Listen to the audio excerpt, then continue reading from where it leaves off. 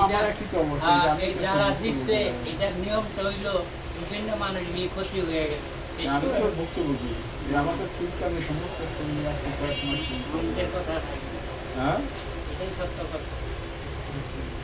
খালি এটা না, তা খালি আপনার মানুষের তো এটা মনে কিছু করেন, আপনি মুরব্বী মানুষ, আমিও তো আপনার একজন ভাই হিসাবে।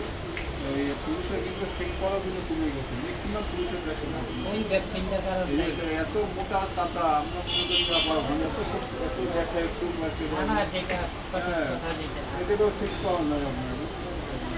ওই ভ্যাকসিনটা অনেকে তো বুঝতে পারে না এটা যে সেক্স করা তো আল্লাহ একটা দান, এটা তো একটা মানে কি বলে, এটা তো আল্লাহ একটা মানে কি বলে, একটা মানে দান, তারপরে এটা আল্লাহ মানে এটাকে একটা আল্লাহ নিয়ামত, ঠিক আছে, কিন্তু সেটা মানুষ কিন্তু হারাই ফেলা দিচ্ছে খাওয়া খাদ্যের ভেতরে কারণে, ভ্যাকসিনের কারণে।